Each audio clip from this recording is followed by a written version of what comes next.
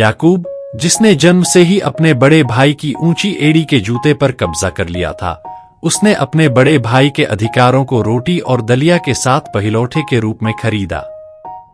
इतना ही नहीं, उसने वह आशीर्वाद भी चुरा लिया जो उसके पिता अपने बड़े भाई को देने की कोशिश कर रहे थे और भाग गया। उसका भाई एसाव बहुत क्रोधित हुआ और उसने याकूब को मारने का प्रयास किया।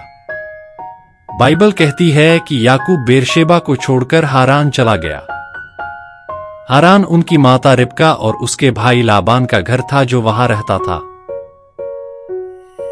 सूरज डूब चुका है और रात आ चुकी है।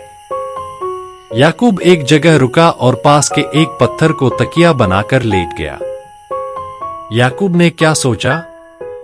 वह अतीत के बारे में पछताता है जब उसने अपने भाई और पिता को धोखा दिया और अपने भाई के आशीर्वाद चुरा लिया।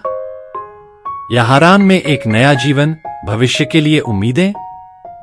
याकूब यह सोचकर सो गया और उसने एक सपना देखा।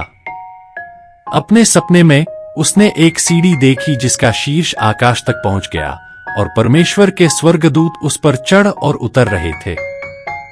उसने परमेश्वर की आवाज सुनी, मैं तुम्हारे दादा अब्राहम और तुम्हारे पिता इसहाक का परमेश्वर हूं। मैं इस देश को जहां तुम लेटे हो और तुम्हारे वंशजों को दूंगा। तेरे वंश अनगिनत होंगे और पूर्व, पश्चिम, दक्षिण, उत्तर और सब दिशाओं में फैल जाएंगे। मैं तुम्हारे साथ हूं और जहां कहीं तुम जाओगे वहां मैं तुम्हारी रक्षा करूंगा और मैं तुम्हें इस देश में वापस लाऊंगा। मैं तुम्हें तब तक नहीं छोड़ूंगा जब तक मैं वह सब पूरा नहीं कर लेता जिसका वचन मैंने तुमसे किया है। जब याकूब जाग गया तो उसने सोचा, परमेश्वर यहां मौजूद हैं, लेकिन मुझे यह नहीं पता था। और तब वह डर गया और कहा, यह परमेश्वर का घर है, यह स्वर्ग का द्वार है। याकूब जिस पत्थर पर सोया था उसे खड़ा किया और उस पर तेल डाला और उस स्थान का नाम बेतेल रखा। बेतेल का अर्थ है परमेश्वर का घर। मूल रूप से यह स्थान लुज नामक एक शहर था।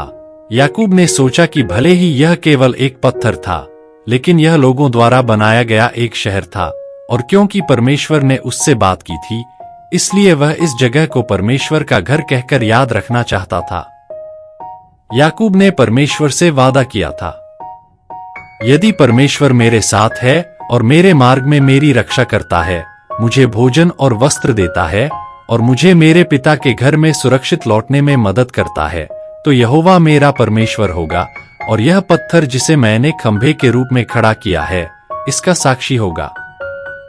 वह मेरा घर होगा और परमेश्वर ने मुझे जो कुछ दिया है उसका 10वां हिस्सा मैं परमेश्वर को 10वां दूंगा। सभी ध्यान दे। जिस स्थान पर याकूब सोया था वह एक अंधेरी और असहज जगह थी, लेकिन जब परमेश्वर ने उसकी आंखें खोलीं और उसे वह स्थान दिखाया तो वह परमेश्वर से मिलने का द्वार बन गया और परमेश्वर का घर बन गया। शायद जिस जगह पर हम परमेश्वर की उपासना करते हैं वह दुनिया की शानदार जगहों की तुलना में जर्जर लग सकता है। हालांकि मुझे आशा है कि हम याद रखेंगे कि यह स्वर्ग का द्वार और परमेश्वर का घर है, क्योंकि यह वह जगह है जहां परमेश्वर हमसे मिलते हैं। याकूब अभी भी भाग रहा था, लेकिन वह वहां परमेश्वर से मिला और वादा सुना, मैं तुम्हारे साथ रहूंगा।